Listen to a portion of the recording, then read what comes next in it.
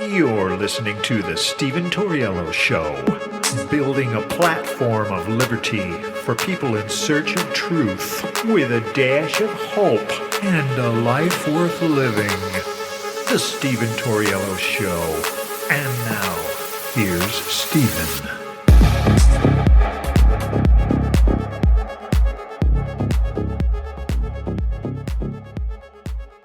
What's up, ladies and gentlemen? Welcome to the show. As always, thank you for tuning in. So Ray Epps says now he's about to be charged for January 6th, and he blames the relentless attacks by Fox News. This guy, listen, if there were ever a just wildly bizarre coincidence, an impossible coincidence, it would be Ray Epps and this entire theory. This entire situation. I don't know. Yeah, is it a conspiracy theory? I don't know. It's definitely a theory. How this guy has not been charged or locked up for what he was doing at January 6th is just mind-blowing to me. It's impossible that this guy is not working for the government. He's working for somebody. There's no doubt about it. He has to be. But this is what's interesting. So I got an article here by BizPoc Review is saying Ray Epps is going to be charged. And he's blaming Fox News. So more than 2.5 years after the infamous January 6 events in Washington, D.C., Ray Epps, who was caught on video urging protesters to go into the Capitol, revealed in a defamation lawsuit against Fox News that he is about to be charged for his actions. A move the Department of Justice would not have made were it not for that pesky Tucker Carlson, according to the complaint. Tucker Carlson is back, ladies and gentlemen. It's official. This guy is shaking. He is moving. He's stirring the pot. This guy he's amazing. He is probably one of the best. He's one of the best warriors we got in the conservative movement. One of the best. You seen him?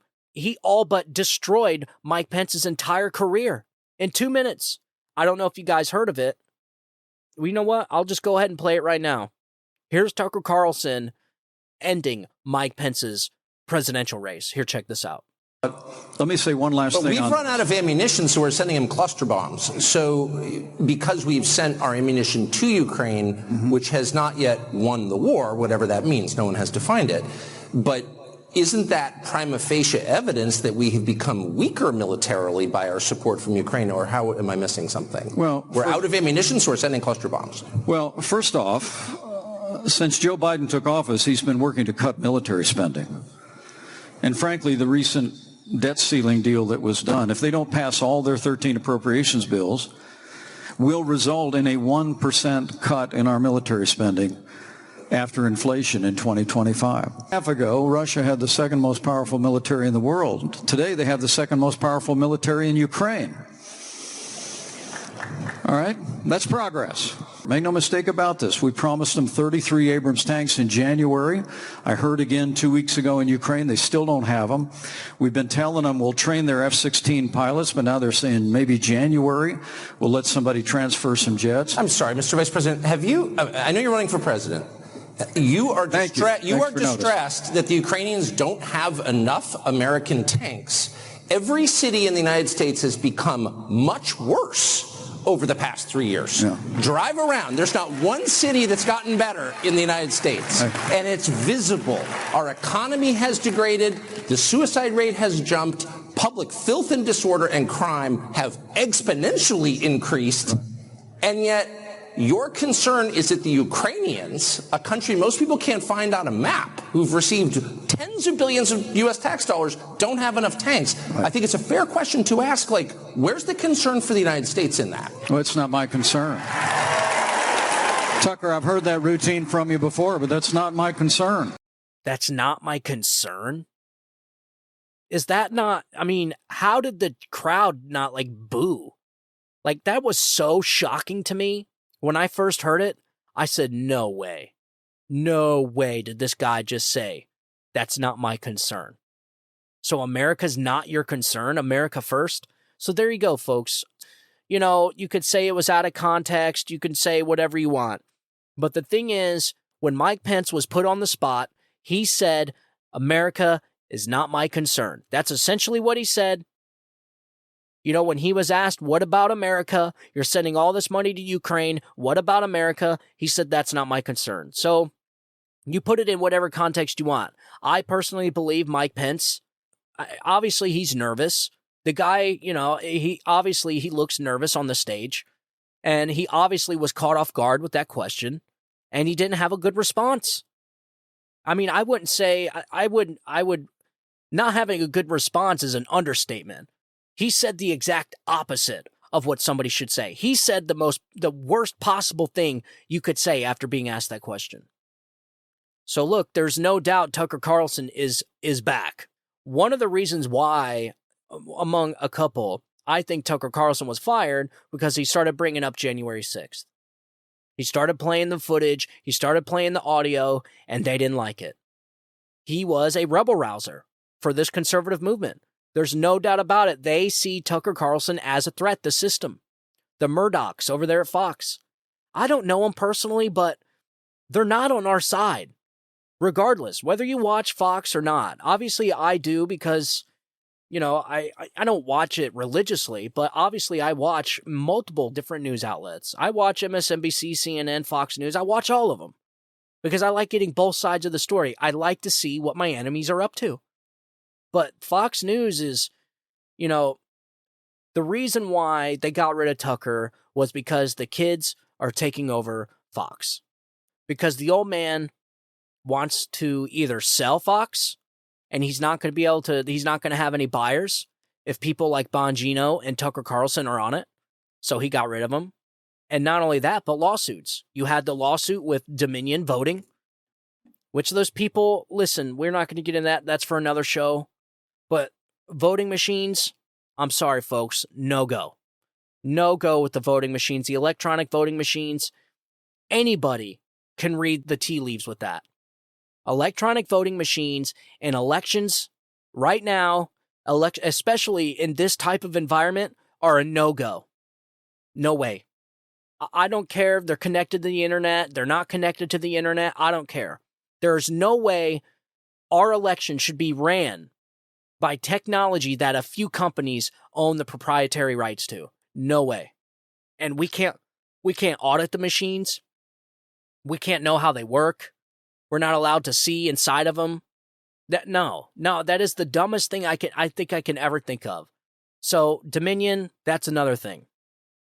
But when Tucker Carlson started showing the tapes of January 6th, and then right after that, the January 6th, the shaman, the guy with the bullhorns, he was released from prison after those tapes were released. I think we all know what's going on here. One of the the most shocking thing to me is Ray Epps. It's Ray Epps. How this guy's not charged, I have no idea. And we're going to go through why I think that. So Epps has been suspected by many, including Carlson, to be a federal agent. Quote, in the aftermath of the events of January 6th, Fox News searched for a scapegoat to blame other than Donald Trump or the Republican Party. Does that sound like something a conservative would say? I don't think so. The lawsuit contends eventually they turned on one of their own, telling a fantastical story in which Ray Epps, who was a Trump supporter that participated in the protests on January 6th, was an undercover FBI agent and was responsible for the mob that violently broke into the Capitol and interfered with a peaceful transition of power for the first time in this country's history. Definitely not for the first time in this country's history, because I'm pretty sure people stormed the White House. Do you guys remember that? Oh, yeah. We all remember. Remember they were calling Donald Trump Bunker Don because people stormed the White House? How many officers got injured when they were storming the gates at the White House? How many people were charged in that incident? None. Anybody that was charged was released. All the charges got dropped. How is this possible? And they want to sit there and say that there's not a dual system of justice here? It's obvious, folks. They attacked the White House. This mob. You guys remember they were burning buildings right down the street. They were starting things on fire. They broke down the fence. Secret Service members got injured. Capitol police officers got injured. We all remember that. And then it forced the White House staff to go into the bunker at the White House. And then instead of the media coming on the next day and condemning that behavior, they came on the next day and was making fun of Donald Trump for having to go down into the bunker. So listen, it's definitely not the first time that there was a interference in a peaceful transition of power. We all remember 2016. So, as BizPoc Review previously reported in March, Epps demanded that Carlson issue a formal on-air apology and retract false and defamatory statements. The now fired Fox News host repeatedly made about his possible work as a government provocateur on that fateful day. And this is why I don't know if you're not up to date. I'm going to explain to you why people think this guy is some kind of federal agent. I pulled some audio from a 60 Minutes episode where they were interviewing Ray Epps. Here, check this out. Epps, once a loyal Fox News watcher, told us he doesn't understand how he got cast as the villain. The Epps version is more mundane. They believed the 2020 election had been stolen from Donald Trump and considered January 6th a legitimate protest. It was a sloppy election. And then to top that off, you have talking heads reporting that there's problems with the voting machines and different things like that. The election's stolen. So, yeah, we had concerns. I wanted to be there. I wanted to witness this with my own eyes. Epps went to Washington with his 36-year-old son and almost immediately stepped into trouble. The conspiracy theory starts here, the night of January 5th. Give me 1 minute. Give me 1 minute. Okay? On the streets of D.C., tensions were running high at a pro-Trump rally, being live-streamed on the internet. The Marine veteran tried to take charge. I'm going to put it out there. I'm probably going to go to jail for it, okay? Tomorrow, we need to go into the Capitol. Into the Capitol. What? No! Peacefully. Fed. To summon Okay, so this guy, I'm telling you, folks, the whole thing just looks sketchy, man. Yeah, it's unfortunate this is an audio-only podcast, but when you watch this interview, when you watch these videos, this guy is acting like a Fed. Why do you think these Trump supporters were yelling Fed, Fed, Fed, Fed? Because they know that there's provocateurs in the crowd. They know that there's undercover informants in the crowd. They know. And so this guy sits there and tells them, oh, I'm probably going to be arrested tomorrow, but I don't care. We got to go into the Capitol building. Into the Capitol building. Folks, they arrested people. There's people sitting in January 6th prison in the gulag right now for just showing up. And this guy sitting there telling people to go into the Capitol. And so when people go into the Capitol, he doesn't get charged with anything? This is why people think that this is a big damn conspiracy theory, man. This is why they think this guy's a Fed. Because of stuff like this. And oh, trust me, it gets worse.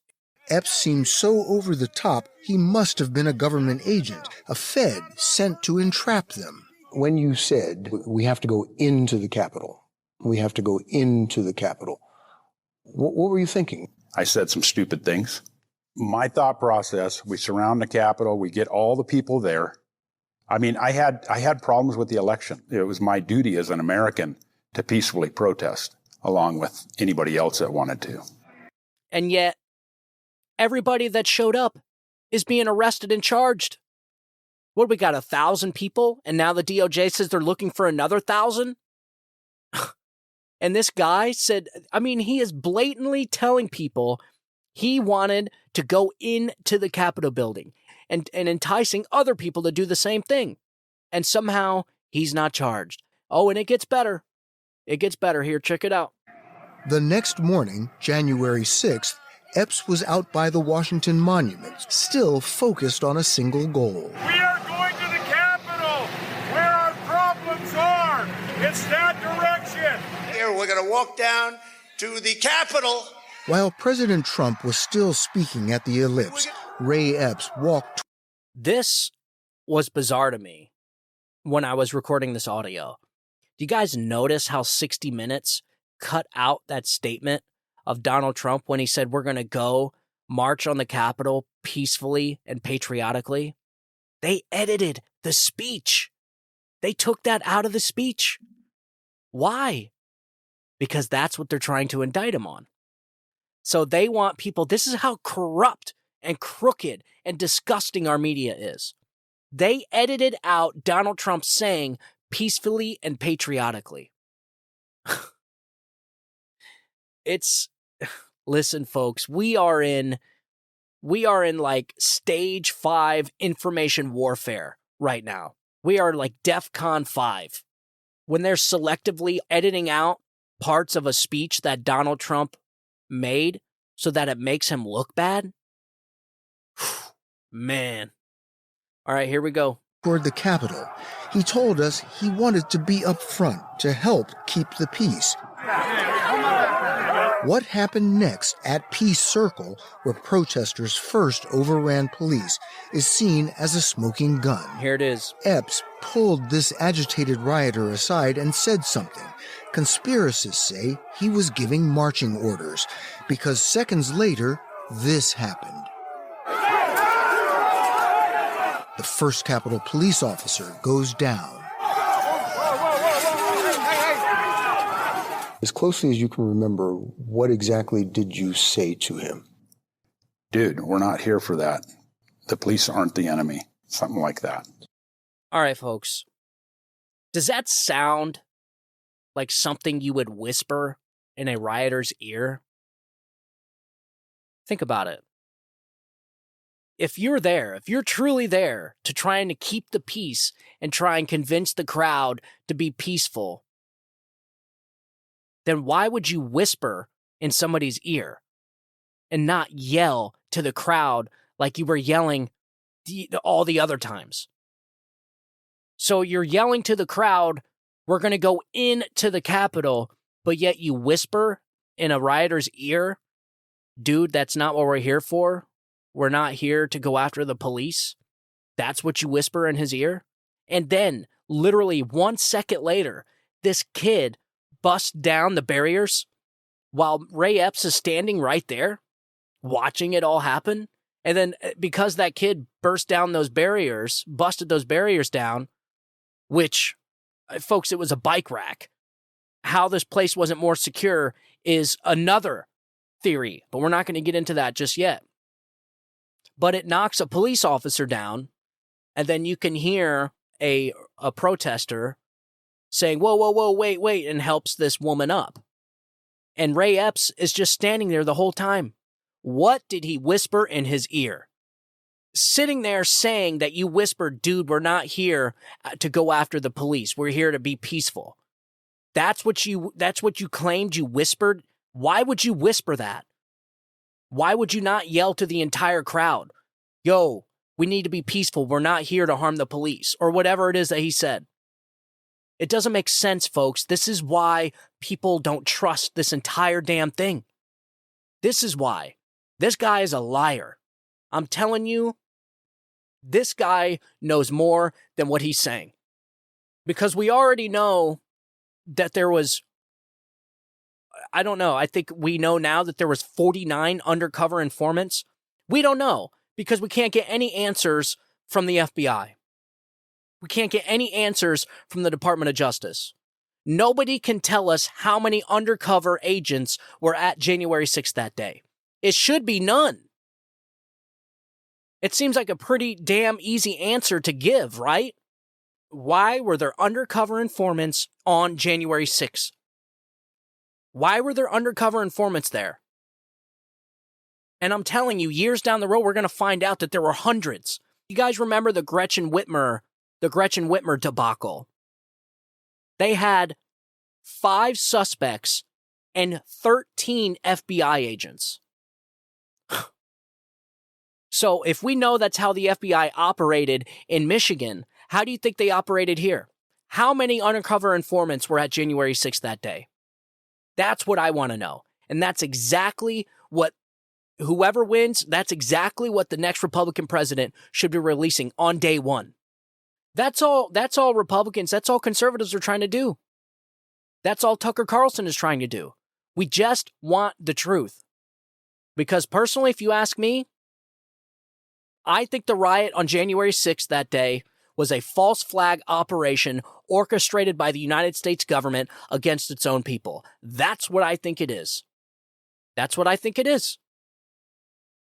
And then because you have to ask yourself, well, why would they do something like that? To do exactly what they're doing now, so that they can indict Donald Trump and keep him off the ballot for the election before we can even vote for him. All this is a damn plan. We're talking about the FBI. I'm not saying that these people are evil geniuses, but they kind of are. You read into some of the stuff and some of the false flags that the FBI has orchestrated in the past with Martin Luther King and the Black Panthers. It's not like this is the first time this has ever happened. And Gretchen Whitmer now with that entrapment case. So they act like, they clutch their pearls and lower their brows at anybody that thinks that the FBI orchestrated or the federal government orchestrated the January 6th riot. Sure, do I think, there was bad people there that hurt police? And if they did, those people need to be punished. But for the thousands of other people that just showed up, that are sitting in a freaking gulag right now, political prisoners, that's what we're going to do? And I'm telling you, when the day comes and we find out that there was hundreds of undercover informants there that were enticing, telling people to break down barriers or telling people to bust out windows, they're going to have a shitstorm on their hands. Because I'm telling you, that's exactly what January 6th was. And Ray Epps got caught up in all this stuff. He is the key to all this. And so if he is indeed actually being charged by the Department of Justice, that makes me wonder. It really does. It makes me wonder if they're probably, I don't know. Maybe they're gonna charge him just so the conservatives get off his back and they just put an anklet bracelet on him. He probably won't spend one day in jail, or maybe he'll spend like a few days. Maybe this is the Department of Justice trying to bring down the heat on the FBI by just doing like a fake show trial for Ray Epps. I mean, he says he's being charged, but I haven't seen, there's no charging documents or nothing. I haven't seen anything about it. So he's not charged yet, but he said that's why he's filing a defamation. That's why he's suing Fox, is because he's going to be charged. So I don't know. But look, Tucker Carlson surely knows. He had all the video footage. There's like 40,000 hours of video footage. And he said he's seen it. We all know that he's had it. He's got the footage. Him and his producers were going through it. This was an interview that Tucker did on the Russell Brand show the other day. Check this out. And that was a tip-off to me. I mean, I had no thought in my head as I watched this happen on television and in the subsequent weeks that U.S. law enforcement or military agencies had anything to do with it. That never crossed my mind. I never thought it was a false flag or anything like that. I'm not a conspiracist by temperament. I never thought that. And then I interviewed the chief of the Capitol Police, Stephen Sund, in an interview that was never aired on Fox, by the way. I was fired before it could air. I'm going to interview him again. But Stephen Sund was the totally non-political, worked for Nancy Pelosi. I mean, this was not some right-wing activist. He was the chief of the Capitol Police on January 6th. And he said, oh, yeah. That crowd was filled with federal agents. What? Yes. Well, he would know, of course, because he was in charge of security at the site. So the more time has passed, now it's been... The Capitol Police chief says that event was filled with federal agents. What the hell is going on here? I think the American people need to know. We deserve to know.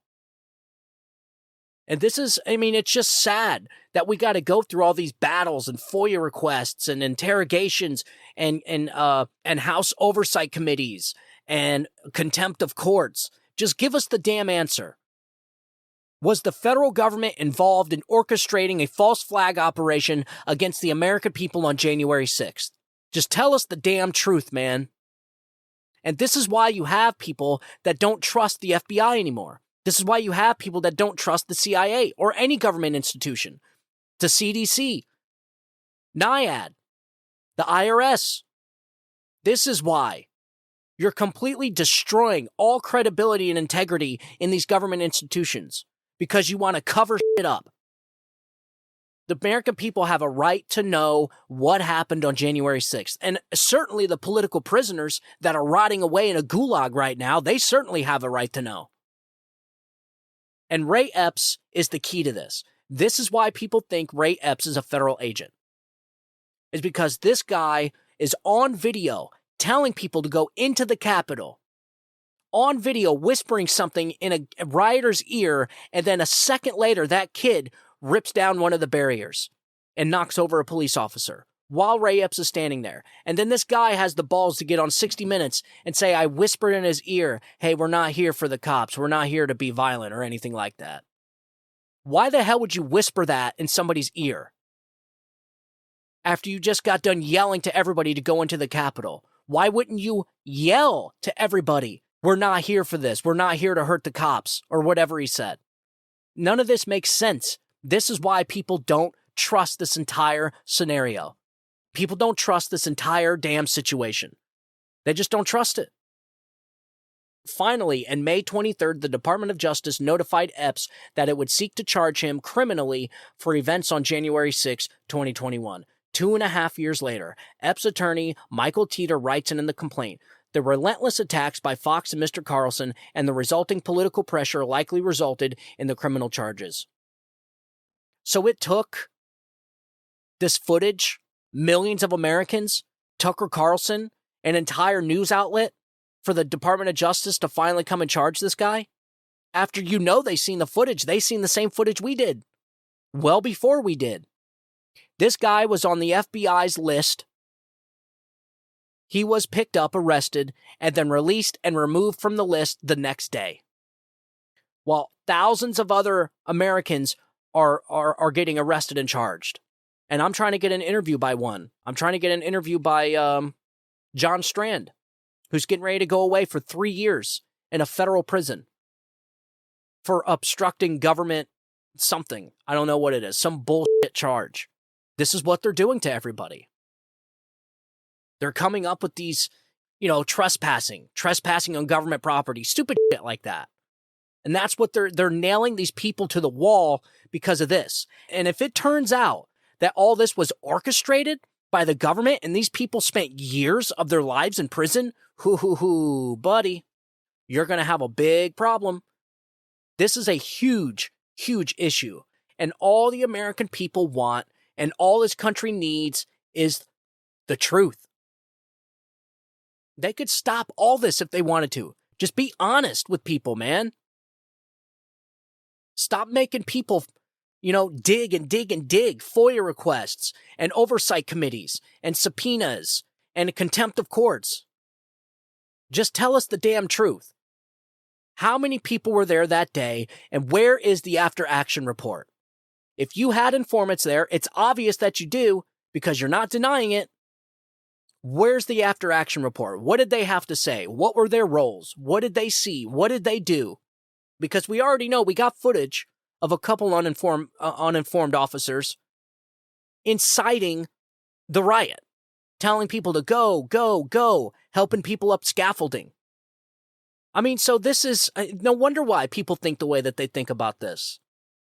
Online news of Epps' alleged impending indictment is raising more questions than answers. Given how other January 6 prisoners have been treated, many wonder if Epps' claim is true.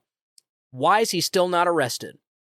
Others have noted how the mainstream media has, with news of alleged charges against Epps, suddenly softened its descriptions of what we were assured by the Democrat-led January 6 committee was the worst thing to happen in America since the Civil War. The Washington Post now refers to the events of January 6 as pro-Trump rallies, while the New York Times now calls what it previously said was a violent insurrection mere demonstrations. And Rolling Stone has now downgraded its characterization of January 6 to protests. And here it is right here. I'm looking at it. The New York Times, Washington Post, and Rolling Stones have downgraded January 6th from insurrection to demonstrations, rallies, and protests in their coverage of Ray Epps. And you wonder why people are skeptical of this story. The only January 6th prisoner that the media is defending. Why? It doesn't make sense. Why is Ray Epps the only person they are defending that was at the Capitol that day? Why? It doesn't make sense.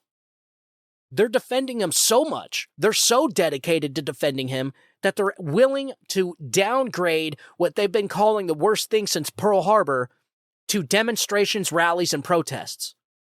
I mean, we all knew this wasn't an insurrection, a deadly insurrection, but which goes to my point also, is how they just throw shit at the wall and then they see which narrative sticks. So in the beginning, it was deadly insurrection, even though it was Ashley Babbitt, a Trump-supporting protester that was shot in the neck by a Capitol Police, was the only person to die that day. And then everyone else died of like a heart attack a couple days later, then a few weeks later, another Capitol Police officer died. And then the media turned this into a deadly insurrection. The worst thing since Pearl Harbor, worse than 9/11.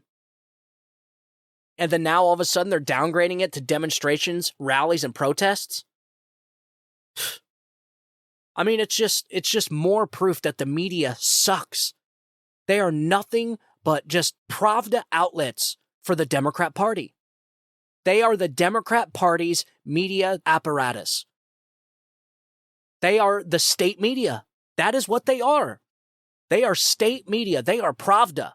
Whatever helps the Democrat Party, whatever helps the government, whatever helps the Biden administration, whatever they got to do, whether they got to gaslight Americans, lie to Americans, manipulate the Americans, whatever it is they got to do. This is why our media, the left-wing Pravda media is disgusting. Disgusting. The things that they've been wrong on. They've been wrong on every major issue the last 10 years. Because they're not honest. We don't have honest media anymore. So on Twitter, many believe the Fed's charges against Epps is all for show. That's what I said. The FBI is looking to cover its ass and act like he's not a Fed and act like they're doing something, stated one user. This user said, I'd be surprised if Ray Epps actually sees the inside of a cell. It seems like this is all for show. Why didn't they charge him immediately with the evidence they had? That's true. They had this footage. They had this footage all along. And then 2.5 years later, now you want to charge him? It doesn't make sense. None of this makes sense. So now they're going to charge Epps, or is this just a cover for Biden and the DOJ until 2024 is over? I can hear Ray now. I can't comment on an ongoing investigation. Let's see if Epps is put in solitary and how long it takes him to be released. That's true. I mean, we can't put anything past this disgusting administration and the disgusting behavior from this Department of Justice, from this administration, from the FBI, all our intelligence agencies. I mean, we are witnessing the rise of totalitarianism, all being pushed and propagated by our own taxpayer-funded agencies. The FBI needs to be dismantled. I'm sorry, I don't think there's any saving it. It needs to be dismantled, dissolved, and all the ongoing cases need to be dispersed throughout other agencies. I'm sorry, it can't be saved. Because no matter what you do, whether it's Republicans fix it or Democrats fix it, neither side is going to trust one another. So it's over. The FBI's done. It's done. I say Chris Wray just impeach his ass and just shut down the FBI. I'm sorry. I know there's probably, I guarantee 90%, 99% of the people that working at the FBI are great patriots. But if that were the case, why not blow the whistle with your fellow coworkers? I get it. I get it. Trust me, I get it. I work for the government too. I get it. You want to keep your pension. You want to, all this work you put in. You just got to make it 5 more years. You're good. I get it. I totally do. You're in your comfort zone. But if we really had 95% of the agents there were great people, patriotic, God-fearing people, then why don't we have more whistleblowers? So again, I say dissolve the whole damn thing and shut it down. Dismantle it. No new building. They want a building the size of the Pentagon. They want like a $40 billion budget increase. No. Absolutely not. All right, so moving on. So this is some news. Olympics bans transgender athletes. Big news. I think this is the start of this whole transgender men competing in women's sports. This is when it's all getting ready to come to a close here, which is good because it's absolutely disgraceful. So Paralympics chief calls out on individual sports to decide transgender policies. Some Paralympic sports do have independent governing bodies, but others are run by the same governing body as their Olympic counterparts. The Paralympics remains open to transgender athletes competing in certain women's events at next year's Paris Games after joining the International Olympic Committee in a ruling that individual sports should decide their eligibility criteria. Look, majority of Americans, majority of people do not support men competing in women's sports. So this whole thing about, Democrats supporting democracy and the majority rules and all this other bullshit that they talk about, no, they don't. Not when it comes to their agenda. Like I said, these people have no principles. When it comes to pushing their agenda, anything goes. And the ends justify the means. Their principles are malleable. They will change them to whatever they have to. So in order for them to keep men competing with women, absolutely destroying women's records, women's sports, and women in general, they will say and do whatever they have to. But I think you're going to start seeing some sanity creep out in the Olympics. Courage is contagious, folks. Courage is contagious. One sport league or one Paralympic, all they have to do is just say, look, we're not allowing transgender men to compete with women. We're just not going to do it in this sport. And then other sports are going to see them doing that, and they're going to follow suit. Because nobody supports this. You have men absolutely crushing women's records. And so what's going to happen 10, 15 years from now down the road when these women lost their records for some damn social contagion that ran through and infected this country like a cancer for a few years? And now these women's records, what, are they going to get them back? Are they going to get their records reinstated? They're going to get their trophies back? This is wrong. On so many levels, this is wrong. But I thought it was important for you guys to hear. I think this is, me personally, I think this is a change to come. I think this is the beginning of the end of this whole men competing in women's sports. But that doesn't mean people need to give up. We need to keep talking about this. We need to keep pushing this. Like, I think Americans are genuinely, kind people. But kindness can lead to bad things. Just because you're kind doesn't mean you're right. And so I think majority of Americans just wanted to be kind and respectful. And they're like, it doesn't really, it's not impacting me. It's not impacting anything. So who cares, right? That's always their attitude. Who cares? It's not impacting your life. It's not impacting anything until it does. And so I think majority of Americans just started out because, they wanted to be respectful. And then when you ask them, well, so how do you feel about men, competing in women's sports and taking away their records? How do you feel about men in the octagon beating the shit out of women? This is, and obviously rational people are going to say no, that's, it's no go. And they are. Majority of people do not accept that. They don't. They do not want that. And so I think Olympics, by allowing this to happen, by at least they're showing a little speckle of rationale when it comes to men competing with women. And look, even that took courage. So you got to give them a hand. So we'll see what happens. I think, like I said, it's going to take one sport to ban it, and then other sports are going to do it. And then eventually we can rid this insanity from our society, from our culture. This is not right. This transgender ideology, this transgenderism is absolutely wrecking our country, our society, and our culture. And so, look, and I've been saying this from the beginning, the LGBT community needs to drop the T.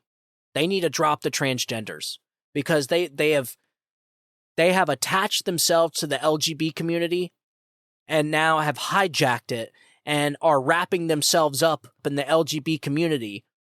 And now the LGBT community has to take all the bullets. The LGBT community has to take all the lashes. Then they'll unravel the LGBT shield, and then they'll move on to sending drag queens to elementary schools. And so, they'll do these crazy-ass things, these things that are way, way just out of the norm, like drag queens in elementary schools. And then when people are critical about it, they'll say, how dare you come after the LGBT community? Because what they did was they took the LGBT community, then they added the queer, then they added the T, then they added the whatever else it is now. I think there's a plus sign now because they ran out of letters. And so the LGBT community's got to be standing back and saying like, whoa, like when did all this happen? When did the rainbow flag become a transgender flag? Like when did that happen? And like, so why? So I just feel like everything happened so fast. So the transgender community hijacked the LGBT community and using it as a human shield to get through all their wacky ideas, to force all their wackiness onto the American people. And then they're just going to throw the LGBT community to the side when they're done. No, the transgender community needs to start their own movement. Go out, start your own thing. Get your own sports, do your own thing, fight your own battles, all that stuff. But instead they just hijack everything. They hijacked the LGBT community. They hijacked the pride flag. They hijack everything. They hijack women's sports. Now they're trying to hijack the schools, hijacking our government, hijacking our military. They're getting all this crap. It's like a cancer, just infecting everything. And so you guys remember in the beginning when they're like, oh, when people were like, yeah, well, they're coming after your children. And they're like, they're not coming after your kids. Okay, you MAGA extremist. They're not coming after your kids. Well, check this out, ladies and gentlemen.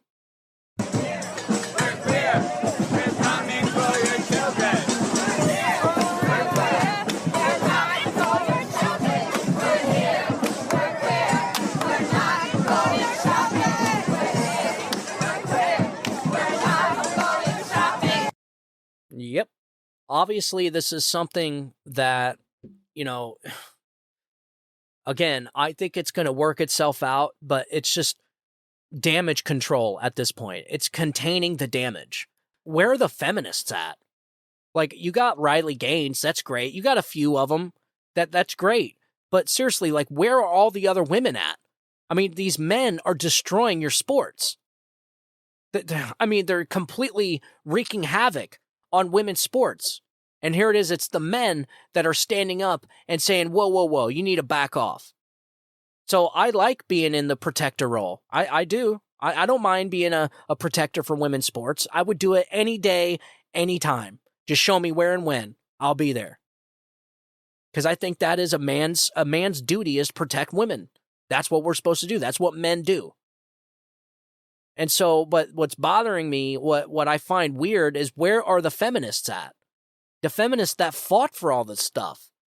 They fought during the women's suffrage movement. They fought for women's sports, the WNBA, women's tennis, women's golf, all women's sports, so where are they at? I mean, you got a few. Like I said, you got a few, but where are the rest? I mean, I don't mind fighting this battle for them, but I kind of feel like they should be stepping up too. I mean, that's what you have right now. You have men taking over women's sports. And look, this Olympic story, I think, is the beginning to actually some sanity in our country. So that's always good, and that's why I wanted to share it with you. So one last thing. This just came out. So Rand Paul says he's confirmed that Fauci has government-funded security detail amid alleged retirement. So, Senator, this guy Fauci, man, he is like, we just can't get rid of this guy. Senator Rand Paul confirmed former director of National Institute of Allergy and Infectious Disease, NIAID, Anthony Fauci, is receiving government-funded security detail despite his alleged retirement. While appearing on Jesse Watters' Primetime on Monday, Paul said Health and Human Services admitted that the United States Marshals Service is paying for Fauci's security detail, but that HHS is reimbursing it. Well, why? Why are we paying for this guy's security detail? Do you guys know how much Dr. Fauci is worth? This guy's worth millions and millions of dollars. From God knows what. Who knows? That's just the money we know about. That's another thing people need to realize. We only know these people's net worth because they allow us to know it. Like, it's not like these people can't hide money. So when they say Dr. Fauci's worth, $100 million or $40 million, that's just what we know about. Same thing with the Bidens. Biden's worth like $18 or $20 million. But come on, folks. So far, just in the scandals with all the foreign adversaries and the influence peddling and all the corrupt business deals his son was doing, and as he was the big guy for the business, they're talking like $30-50 million, $30 to $50 million so far, and they still have so many bank records to go through. So Joe Biden's worth way more than $18 million. And besides, $18 million as a senator since he was 29? I don't know. What's he got, like 3 mansions now? It's all, the whole damn thing, that whole family's just corrupt as hell. So this is what bothers me, though. Think of how much money we're paying for government employees, pensions, retirement, security detail, limos. Chris Ray has his own private jet that he flies around the country, takes it on vacation. Those 51 former intel agents that lied to the American people, that those 51 intel agents that signed that letter to allow Joe Biden to lie to the American people, yeah, all 51 of those people are retired, getting their pensions, and like 30 or 40 of them are working for the media now, whether it's MSNBC, NBC, or CNN. Yeah. We're paying their health care, we're paying their pensions, their 401ks, we're paying their security, most likely. Like, this stuff is unacceptable. And these are the kinds of things I think we need to rein in. Like, the Republican Party needs to rein all this shit in, bring all this money in, start doing some audits, because there is no doubt that the American people's biggest threat is the debt in this country, because we are way off the grid. And you ask any economist out there, whether it's a climate economist, whoever, they will sit and tell you we are on the event horizon when it comes to our debt. The United States government is spending entirely way too much money. Like I said, the Biden administration has spent $6 trillion in just 2.5 years. Where is it? What is it? Where'd it go? Like, this is why people do not trust anything the government does. Because they see their money being devalued. They see their lives getting harder, and all this money's being spent and being dispersed all throughout the land, all throughout the world, and we don't even know where it's at. You call your congressman right now and say, hey, where's that $40 billion we sent to Ukraine? What did it buy? Where did it go? They can't tell you. In fact, they can't tell you a lot of where we send our money. They can tell you grants and stuff like that, but for the most part, they don't know where anything's at. This is why I say 90% of the money that we spend goes towards corruption. Whether it's, corrupt politicians skimming off the top, stuff in their pockets, like the Biden family. How much of that $1 billion that Joe Biden leveraged against the Ukraine, how much of that $1 billion he leveraged over Ukraine did Hunter Biden get? This is the kind of stuff I'm talking about.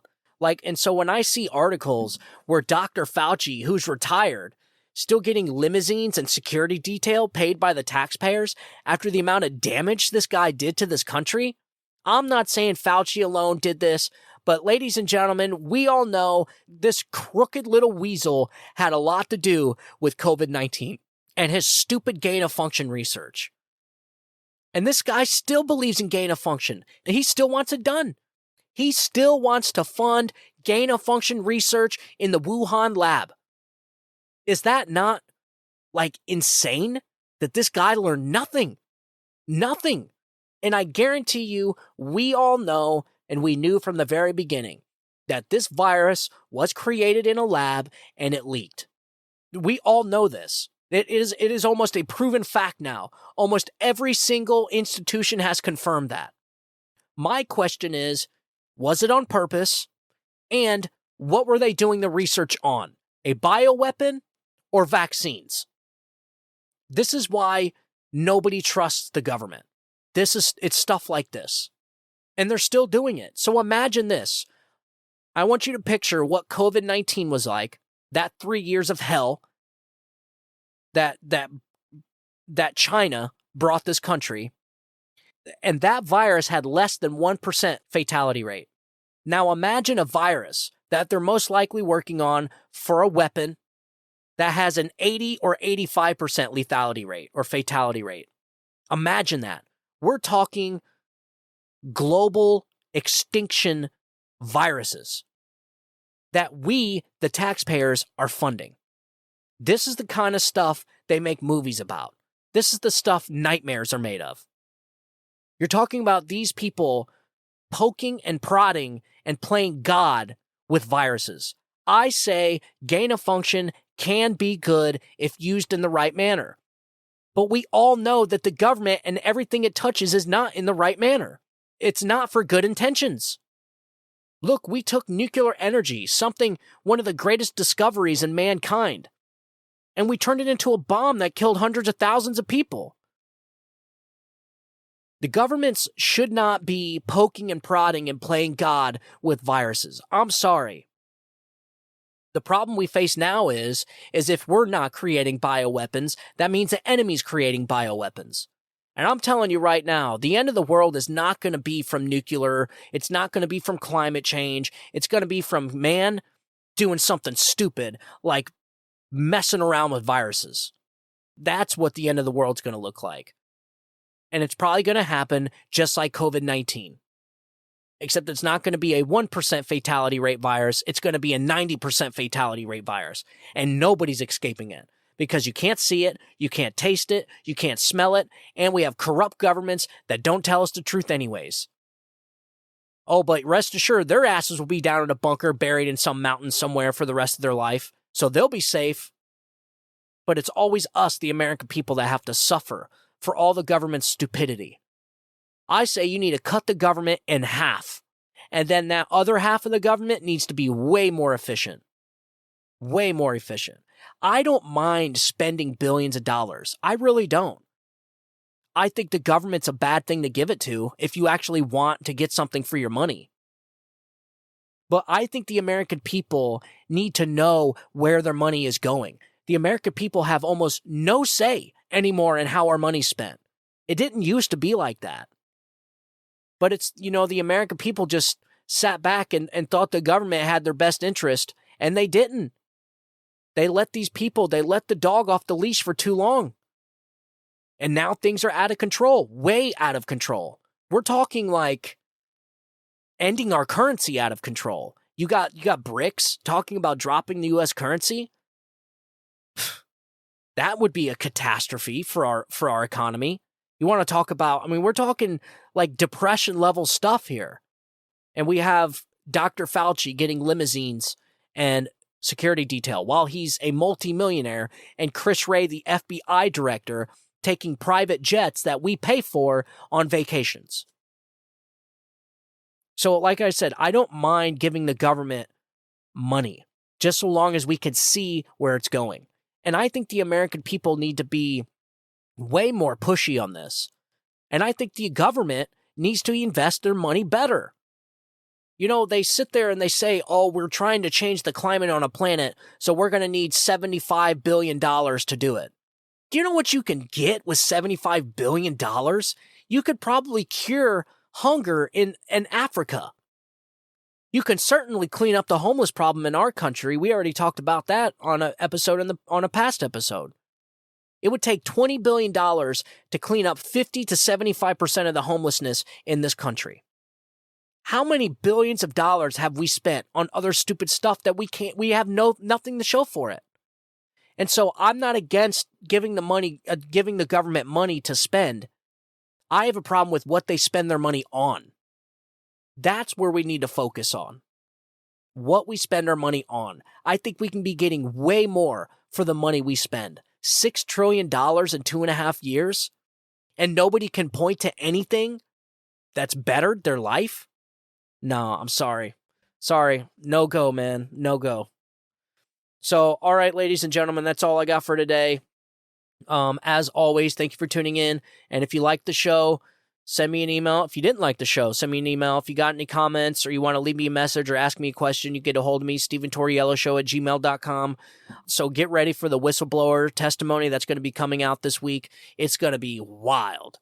This guy, Shapley, he's going to be giving some wild-ass testimony about what he experienced in the IRS as an investigator investigating the Biden's IRS scandals, their tax evasions.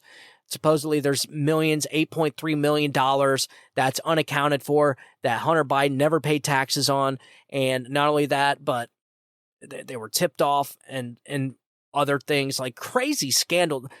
This Biden family scandals, these Biden family scandals are going to be the biggest scandals in our country's history. And here it is, the media doesn't even want to talk about it. The Biden documents case, the Biden classified documents case.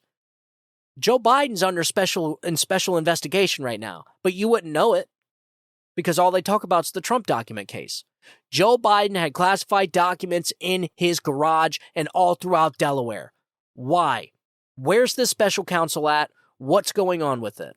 And that's what we're going to be talking about on the next episode. So again, thank you guys for tuning in. As always, I want you guys to have a good day. Have a great week. God bless you. God bless America. You guys have a good day. Bye-bye.